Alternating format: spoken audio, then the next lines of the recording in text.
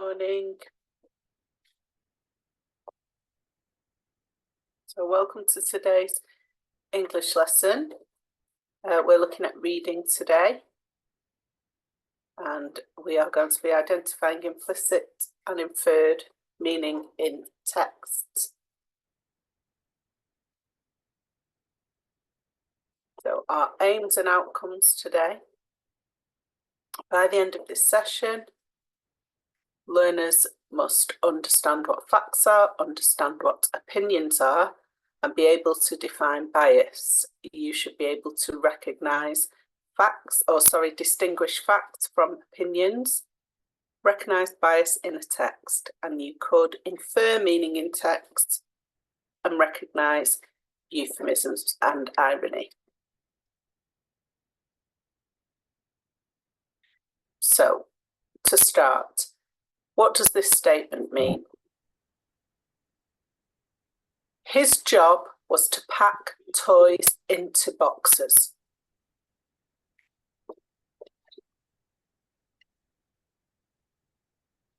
So, he packs toys into boxes.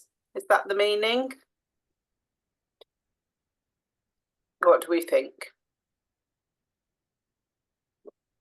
Yes or no? Is that what it means?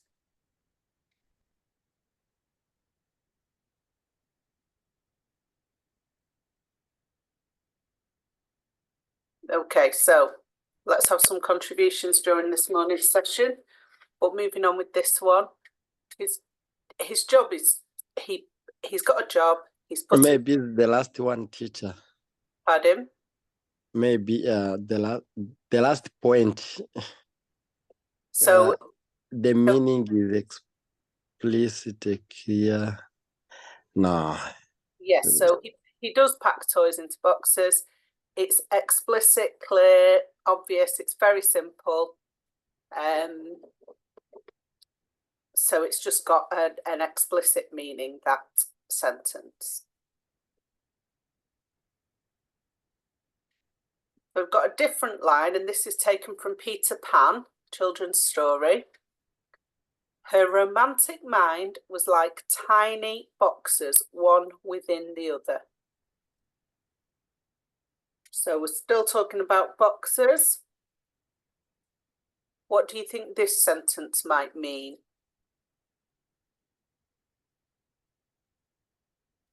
Is her mind literally made up of boxes?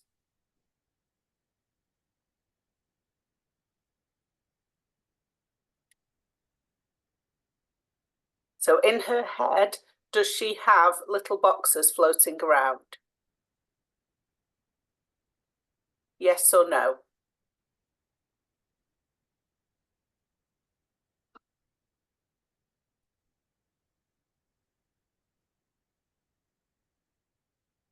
Can anyone make a suggestion?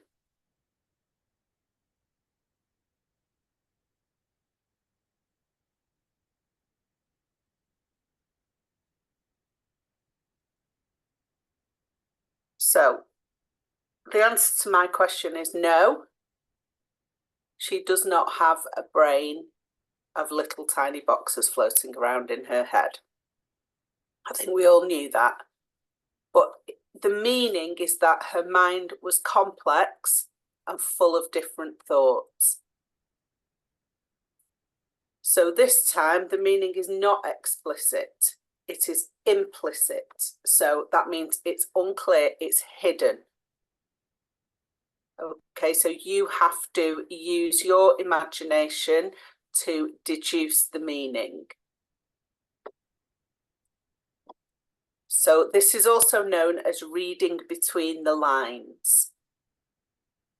So when the meaning of the text is not explicit, we have to read between the lines, and this is called inference. And it's important to note that the reader infers the meaning and the writer implies the meaning. So if we look at some definitions, oh, one of them's disappeared. Okay, not sure what's happened there. Sorry, just hold on 1 minute.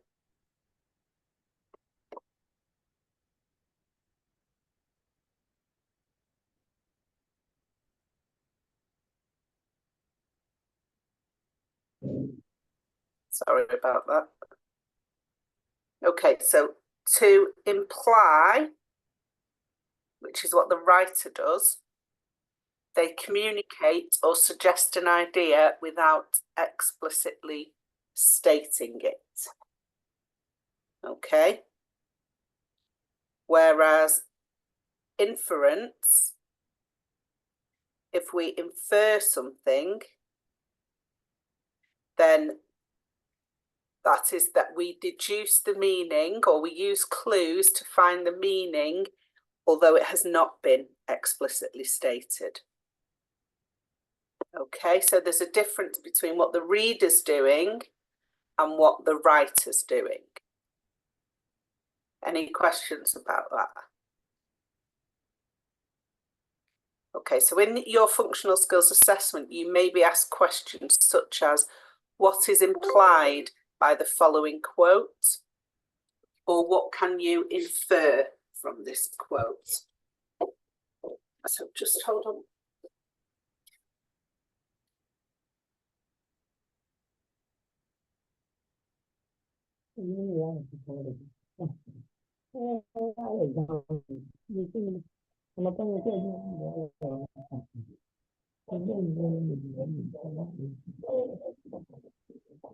Okay, sorry about that. Just had a little issue at my end, but we've fixed that.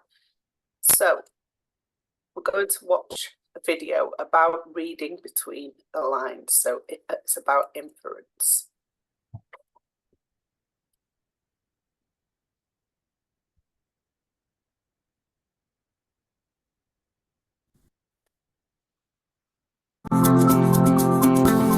Reading between the lines. What do we mean by fact and opinion? What is bias? What is implied meaning? At level 2 in the functional English assessment, you will be expected to know what each of these are and show examples of these in a piece of text. Let's start with the basics. Fact and opinion. A fact is a truth that can be proven. It is something that can be verified and backed up with evidence. Bradley Wiggins was named Sports Personality of the Year in 2012. We can check that this is correct. It is a fact that can be verified. An opinion is based on a belief or a view, i.e. upon something other than fact. It is not based on evidence that can be verified. Business networking is great for developing business opportunities. How would you prove this statement? It seems to be a fair thing to say, but is actually based on what someone thinks rather than evidence. There may be statistics somewhere to suggest that if you network, then you create opportunities, but it's not something that can be specifically proven. When reading, either for pleasure or for work, it is important that you can read between the lines. By this, we mean that you need to read carefully and before accepting the information as the truth, decide whether it is an opinion or a fact. Which of these statements are facts and which are opinions? This cake is too fruity. This is a fruit cake. This cake is too fruity is an opinion based on the person's preference for a cake that is less fruity. This is a fruit cake is factual as the cake will contain fruit. Mallorca is a beautiful island. Mallorca is the largest Balearic island. Again, we see that one statement is an opinion and based on what the person thinks about Mallorca, while the other is a factual statement about the island of Mallorca. Spotting fact and opinion. Think to yourself, can I prove this? Look at the language. Sometimes the writer uses words that give you clues as to whether their statements are facts or opinions. Examples of words used to express facts are discovered, demonstrated, according to, confirm. Examples of words used to express opinion are claims, argues, a view, suspects. Bias is prejudice in favour of one thing, but is more extreme than opinion. People are strongly for or against something when they are demonstrating bias. It stems from what people think rather than what is fact. A good place to find bias is in newspaper articles or when you are listening to politicians. Biased writing shows a leaning towards one viewpoint. Implied meaning is also known as reading between the lines, or implicit meaning. This is where the meaning is hidden and not obvious to the reader. The reader has to work out what is really being said. Let's look at this extract from an internal office mail. Why do you think Gemma will be away? Is she on holiday, or poorly perhaps? Or is there something else going on here? Is there a problem with her work? What is interesting here is that there is nothing specific that actually says that Gemma has done something wrong. No mention is made of what has happened with her clients, but as readers we are reading between the lines to guess the implied meaning. Look for clues in bias and implied meaning. Look for opinions and feelings. Look for emotive words that show a preference for something, good or bad. For example, fantastic, superb, magnificent, or even horrific, unacceptable, atrocious. Think about the viewpoint of the writer. Do you agree or disagree with the piece? This can help you to spot where the writer's bias lies. So why do you need to know about fact, opinion, bias, and implied meaning? These skills are assessed in the Level 2 Functional English Reading exams and can be tricky ones to get right. In the workplace, it is very important to be able to tell fact from opinion because you need to be clear about information that will be used for other purposes. You need to be sure that you are using the correct facts in certain circumstances. It is easy to get things mixed up. For example, if you think about how adverts work, they often sell things by presenting opinions as facts or by being selective about the facts that they do include, and this is to try and catch their readers out. And this often works. You should know the difference between fact and opinion and also be able to tell when someone is saying one thing but hinting at another.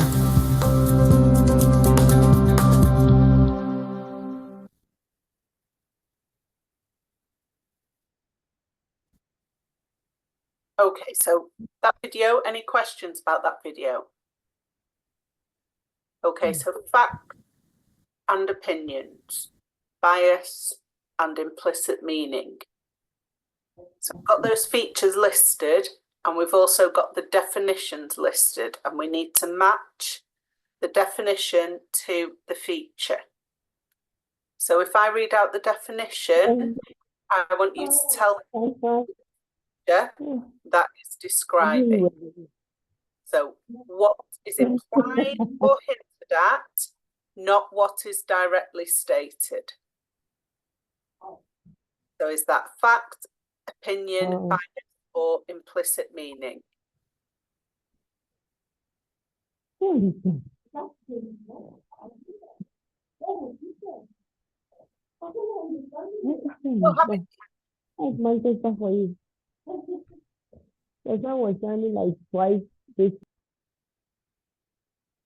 you're having a conversation with someone who's in your space where you are joining from, then can you put yourself on mute? But I do need people to unmute to answer the question. So let's, if that one's a bit tricky, let's look at one of the others. So records or things that can be proved to be true. Is that describing facts, opinions, bias, or implicit meaning? So things that can be proved to be true. What are they? Facts. Facts, well done.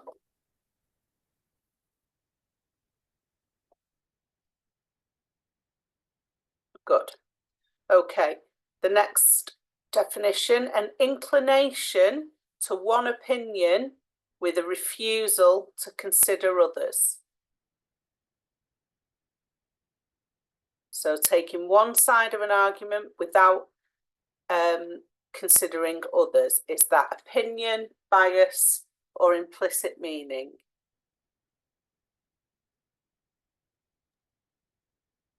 Bias.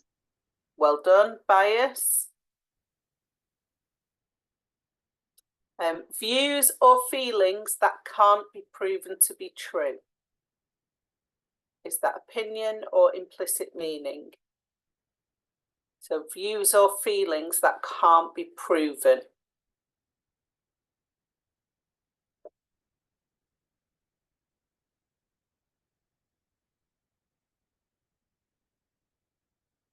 So that one's actually opinion. Opinion. Yep, and implicit meaning is what is implied or hinted at, not what is directly stated. So that reading between the lines that we've mentioned. So fact or opinion. So we've got examples here of facts and opinions, and I want you to tell me what they are. This bacon is too salty. Is that a fact or an opinion? It's a fact. So if I was eating bacon, I said it's too salty. Somebody with me might say, "Oh, I really sorry. like it. I think it's fine." So It's an opinion. It's an opinion because other people might think it's different, and we can't go and check that. Is it too salty? Who thinks it's too salty? It's not something that can be proved or disproved. Okay. So bacon is made with salt. Is that opinion or fact? Can I go and check that, how bacon's made? That's a fact. It's a fact, good, because I could go and check. I go and research how they make it and find out it is made with salt. Okay, Stockholm is the capital of Sweden. It's a fact. Yeah, it's a fact. I can go and check that if I don't already know. Stockholm is a fantastic city to visit. Opinion. It's an opinion because I might go, have a great time, think it's wonderful. Another person could go to Stockholm and they don't like it at all. They have a dreadful time and they would disagree. So it is an opinion. We can't go and fact check that. It's somebody's opinion. Sorry, this is not moving. Okay, the company was established in 1975. Fact or opinion? Facts. Fact. Good.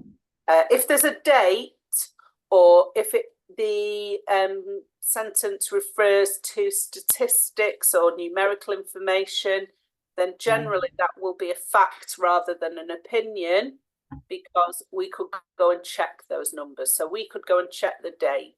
So that is a fact. And the last one, the company makes top class products. Opinion. It's an opinion. Well done. Other people might disagree. We can't prove or disprove that. Well done. So how to distinguish fact from opinion? So we're going to look at this text and see, are there any facts? Are there opinions? So let's have a look. Toffees, crisps and sugary drinks should be in non-colourful packaging to stop children mithering their mums and dads, health campaigners say. It would make the items much less tempting and is necessary to fight the obesity crisis, they insist. Treats should be in plain packaging, health campaigners say. The Institute for Food and Public Policy also calls for the products to be taxed, their adverts banned from daytime TV, when kids watch TV, and for supermarkets to fund healthy cooking classes for customers. Opponents say that plain packaging for tobacco items has failed to work so far, with a minimal drop in cigarette sales. So is there anything in there that tells us whether that tells us whether it is fact or opinion? So any of those sentences or paragraphs, look at the language used. What tells us it's fact? What tells us it's opinion? I think the second paragraph tells us it's an opinion. it would make the items much less tempting. That the paragraph you're talking about? Yes? Yes, yes. Yep. Yes, So yes. yeah. So what has led you to say that it's opinion? What makes you think that? Because he said it will make the item much less tempting. So he is still going to make, well, we are not sure on what he will put on it. So and if maybe I can test it and maybe it will not be what I expect. Okay, yeah, good. There's also a word in there. It says they insist. Okay, so you're right, that's opinion, because there's nothing in there that says they've tested this. So it would make the items much less tempting if it then told us that 50% of children didn't want the crisps and sugary drinks in non-colourful packaging. Then those facts and figures, the 50% would tell us, oh, that's a fact, I can go and check it. But it doesn't say that, it just says they insist. So the health campaigners insist. It's using more emotive, or it's using emotive language rather than factual language. So they're insisting, but they're not showing us any facts to say, oh, there was a study and it showed that it reduced by 50%. So it's opinion. Any other, anyone else got any comments to make? I think the first one is also an opinion. Good, yes. So health campaigners say, so it's not giving us any vocabulary that says, that tells us it is a fact. It's just what somebody has said, a health campaigner. So we might rely on it more because health campaigners, we might think, oh, they would be telling the truth, but we don't know who they are. We don't know who this group is. It's not giving us, it's not saying it's the NHS, which we might trust because it's a recognised group or organisation, but it's just someone saying it. This word should be to tell you that it's an opinion. I'm sorry, I can't really hear you. It's very muffled. Yeah, what I'm saying is the first one should be. The word should be in the sentence to tell you that it's an opinion. Should be, yes, should Yeah. be, yeah, okay, yes. So that language is helping us to distinguish. Good. So the word should, you've picked up on that. That often implies that it's an opinion. So using that word, it should. And any facts in there?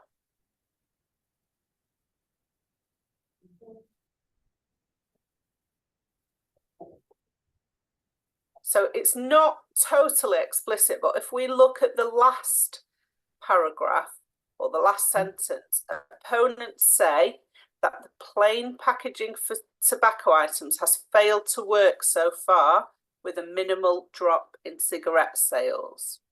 So if I could find out if that's true, couldn't I? Have cigarette sales dropped or not since plain packaging was introduced? That's something I could go and check. They haven't told me it's dropped only by 3% or whatever, but they've said it's a minimal drop. And they're stating that as the opposing view. Okay.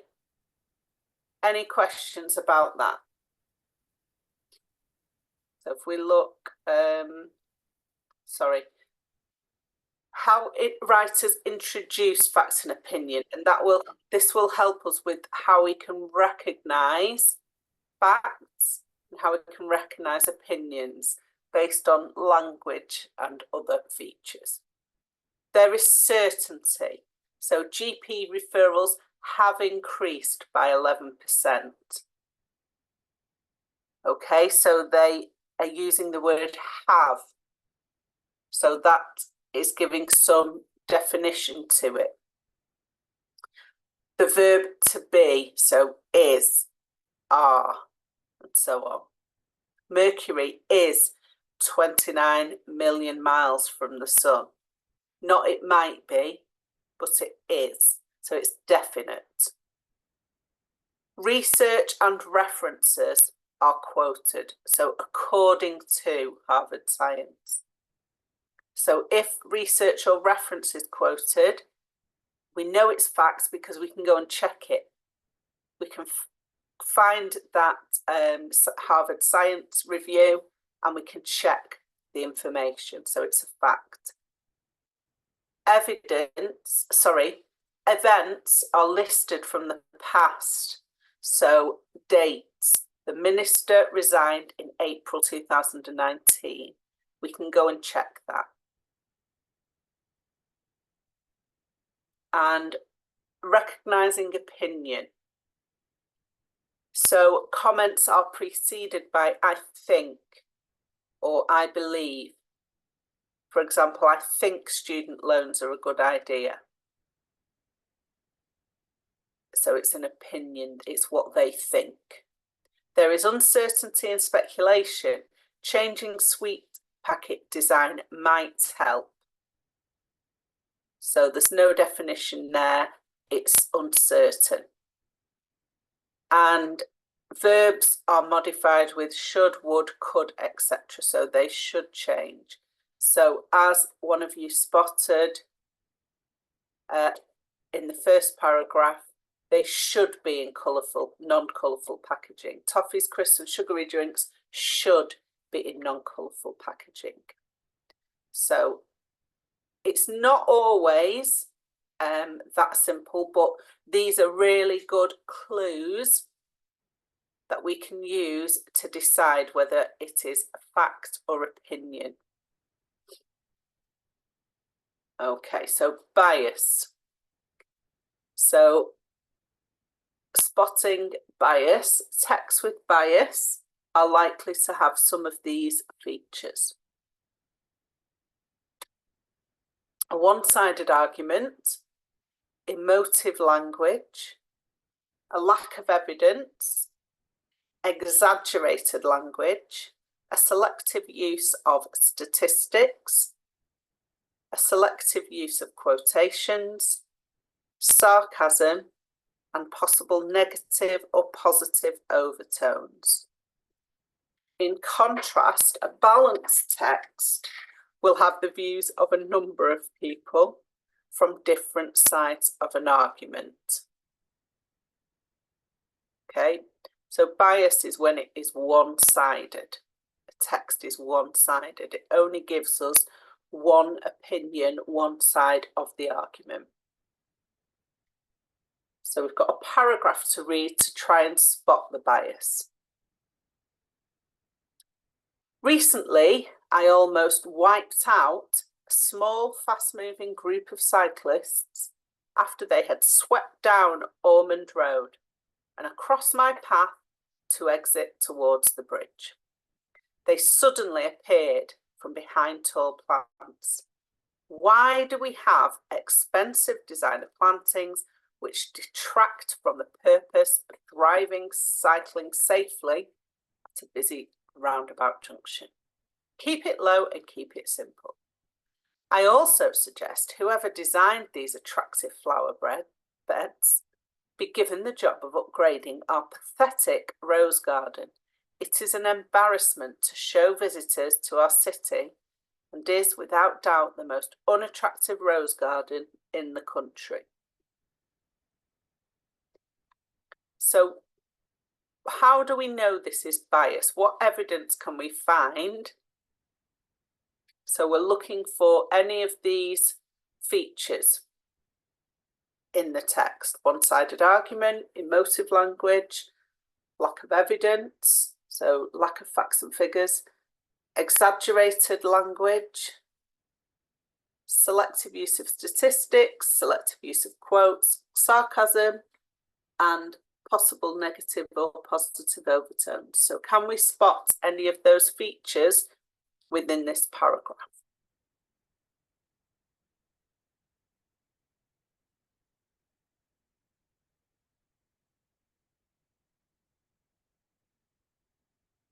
So can you spot any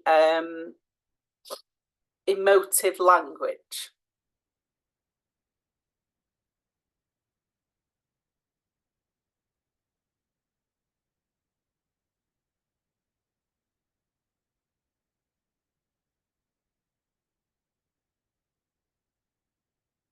Okay, so at the end,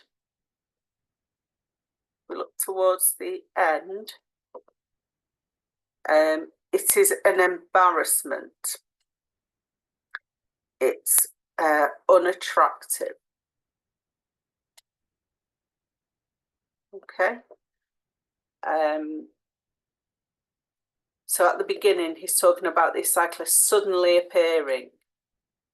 So he couldn't do anything about it. So he narrowly avoided them. He couldn't do anything about it. They suddenly appeared. Okay, so we've got some emotive language there.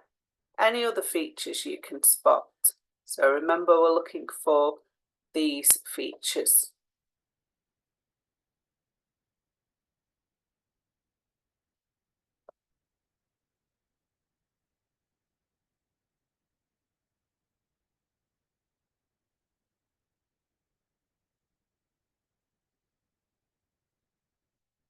So we've got some sarcasm, wiped out the quotation marks, inverted commas there.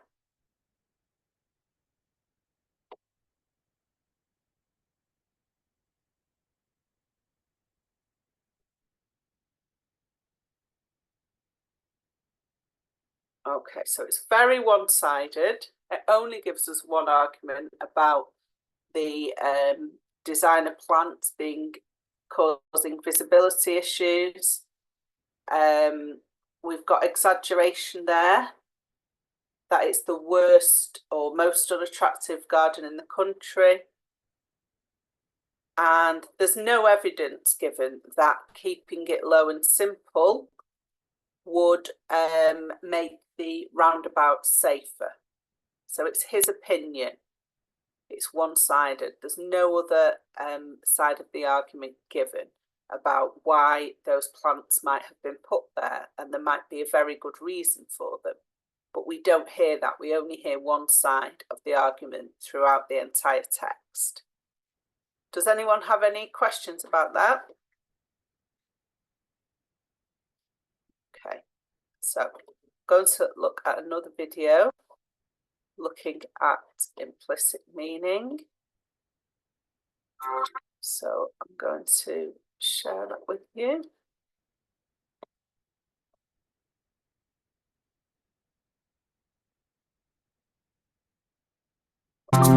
Implicit meaning and inference. Implicit meaning is meaning that is suggested but is not directly stated. It is something which needs to be inferred by you as the reader. It's the writer who implies something in the text, and the reader who then infers what that meaning is.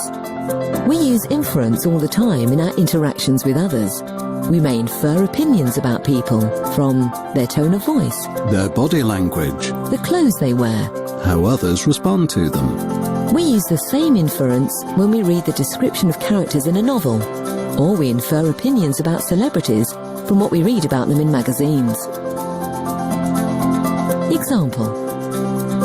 Carl sat with his feet on the desk and his arms behind his head. He wore a crisp cotton suit and a smooth silk tie. Come in and sit down. From this passage, you immediately infer opinions about the character from his clothes and the way he's sitting and his abrupt tone of voice.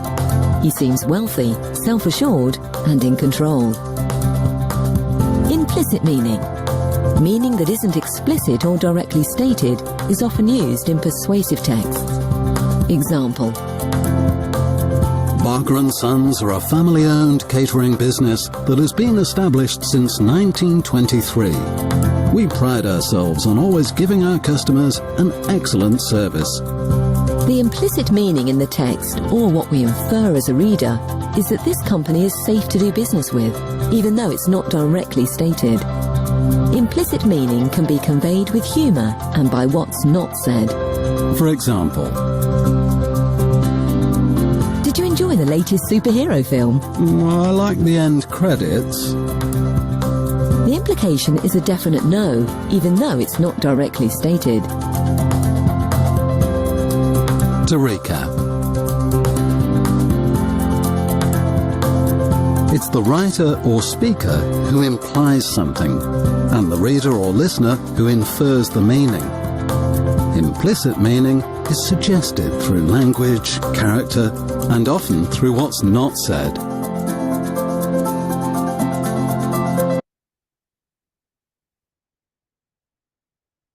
So any questions about the video? Okay. So implicit or explicit meaning. So we've got some examples here, and I want you to tell me if the meaning is implicit or explicit. Do we need to use our imagination and to understand or to make an opinion of what's been written, or can we just take it at face value? Can we verify it? Is it explicit? So Heather runs like a duck. Is that implicit or explicit?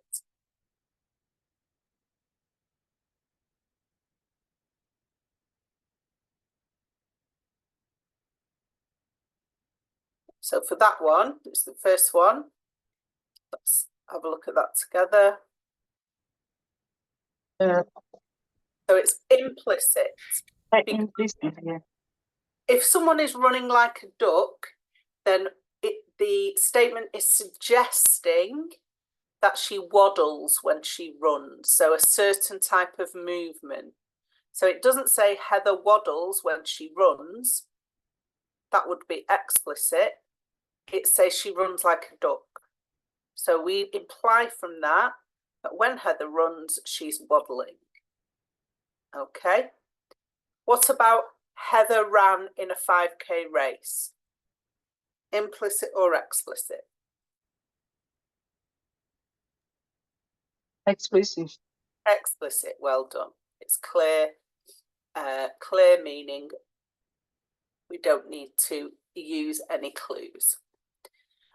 The temperature won't be above 6 degrees today.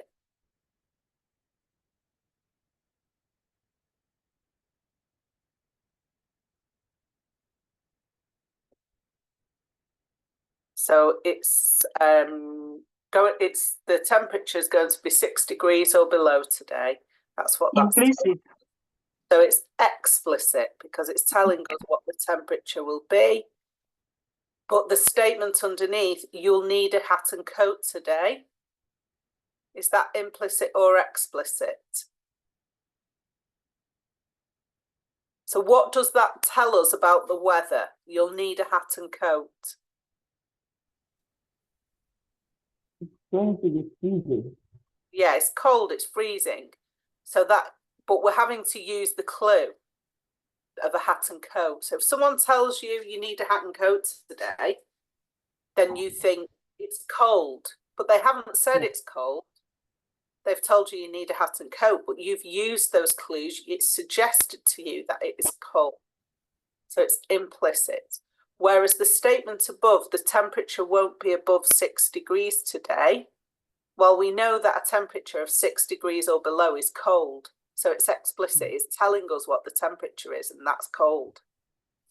Okay, so that's the difference between the two. One is explicit, one is implicit.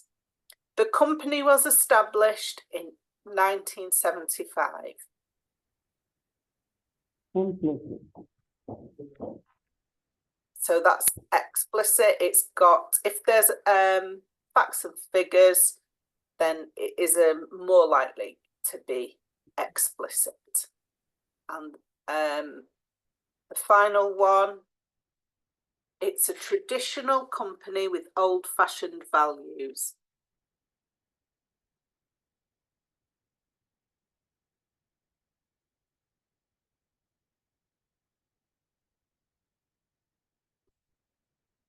So that one is implicit. So it's traditional. So there are connotations or hidden meanings to those words. It's traditional, makes us think it's trustworthy.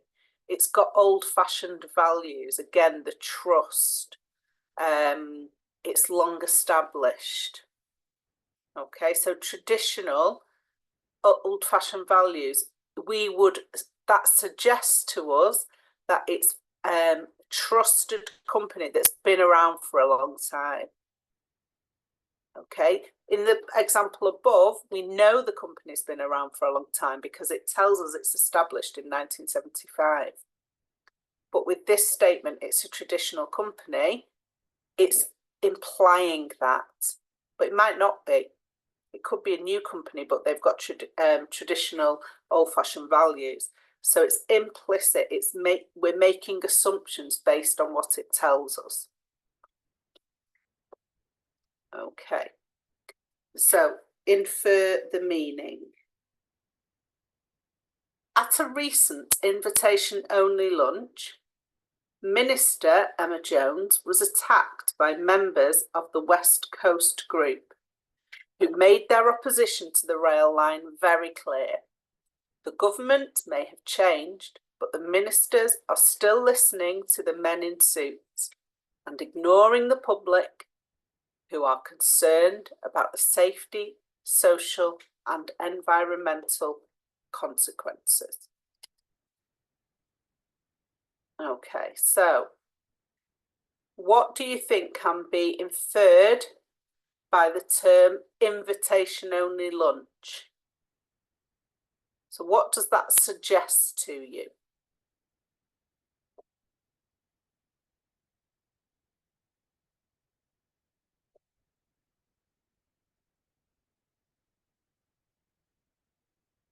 So could anyone attend the lunch?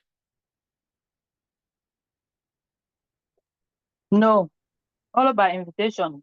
Yeah, so it's exclusive. Yeah, so it's a select group of individuals. Okay. And what about hijacked by members of the West Coast group? So what does that tell us about the West Coast group if the meeting was hijacked by them? So they've hijacked the meeting and made their opposition to the rail line very clear.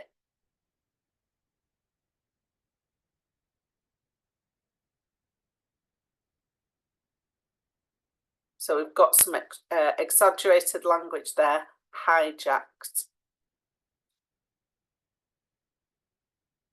So it's telling us, or suggesting to us rather, that the group were not invited.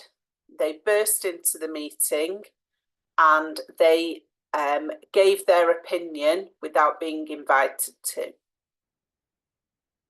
Okay, does that make sense? Any questions?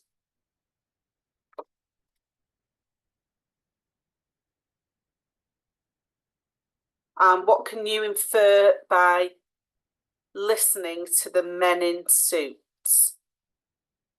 So that's in inverted commas, the men in suits. So the ministers are still listening to the men in suits.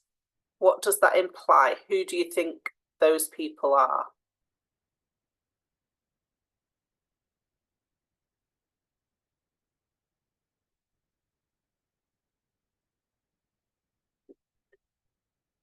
So if someone talks about the men in suits, are they talking about the public in general?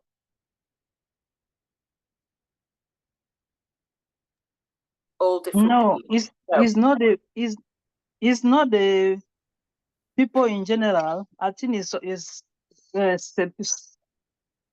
a type of people, different people So selected what people. what type of people is it referring to? Men in suits.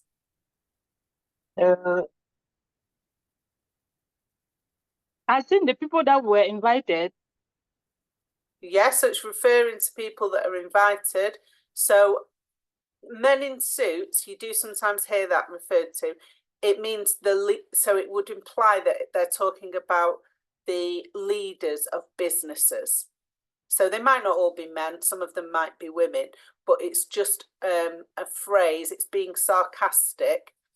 They're listening to the men in suits. They're not the general public, but business leaders. So the people who make the money. Okay, so it's inferring that they're more interested in the profit, so the business interests, the men in suits, than the public concerns about safety. Okay, so there's a lot we can infer by that. Okay, any questions? So we'll just look at those.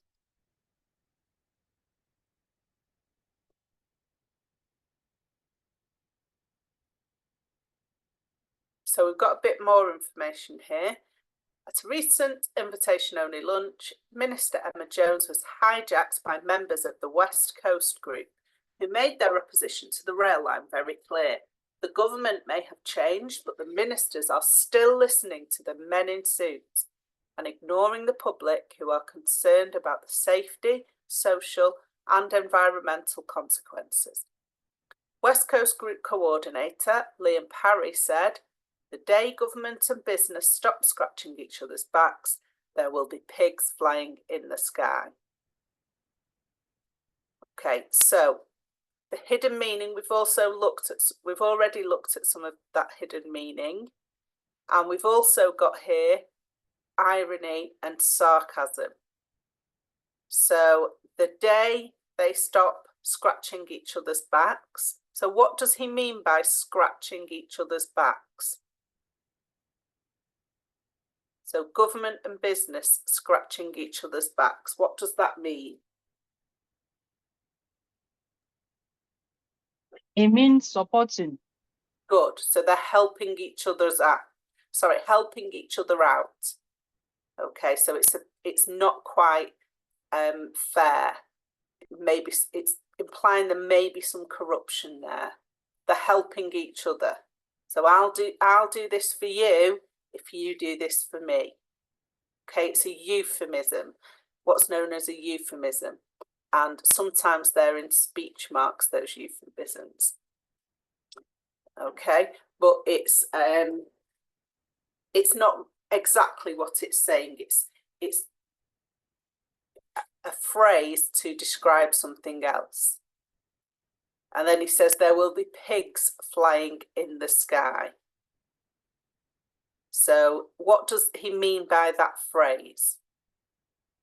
There'll be pigs flying in the sky.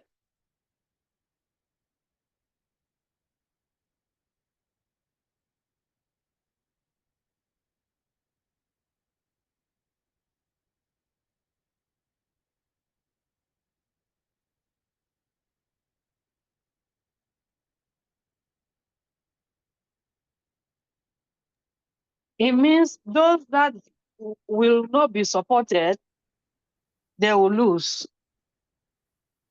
Who will not be supported? Sorry. I said it means those that will not be supported, then will lose whatever they were doing there. Okay. Because it's like a corruption. So when they're supporting each other, then there will be some people that will left on their own. Yeah. Then okay. So it is telling us that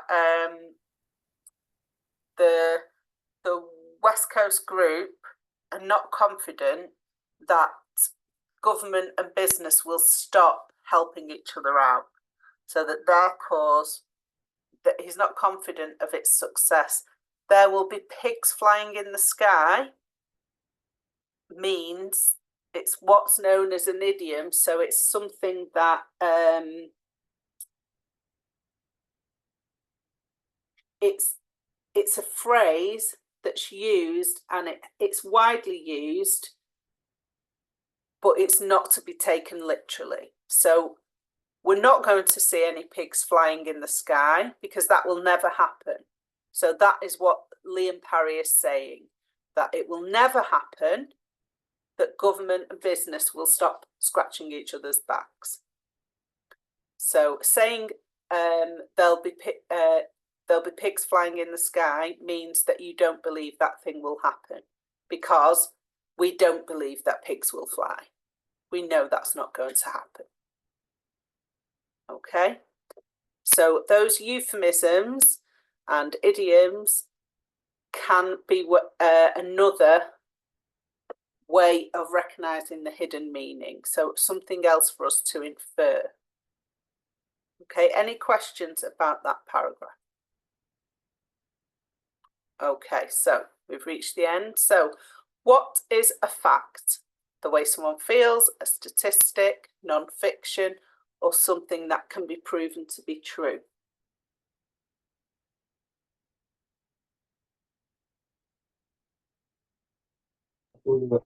Something that can be proved to be true. Good, well done. What is an opinion? Feelings or views that can't be proved to be true, emotive language, views that can be proved to be true, or evidence given in court. What is an opinion?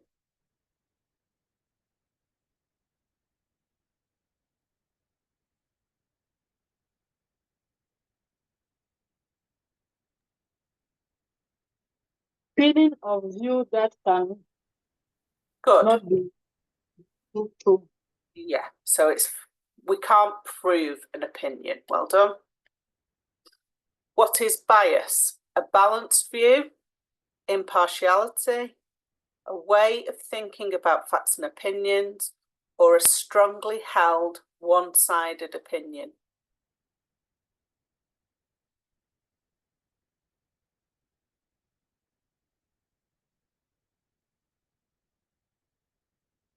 D. Yeah, D. Bias is a strongly held one-sided opinion. So what's another term for using inference? Reading someone like a book, reaching a conclusion, reading between the lines, or putting two and two together.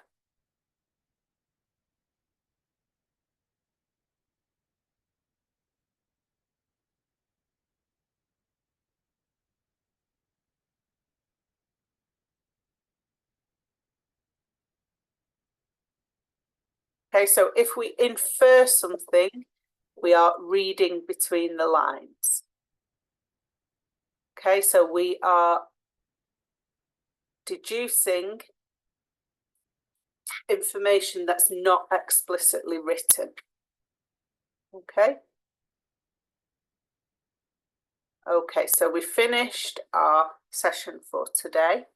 Any questions? Okay, so hopefully I am going to be with you or see you tomorrow for our writing session. So have a good day, everybody. Have a good day.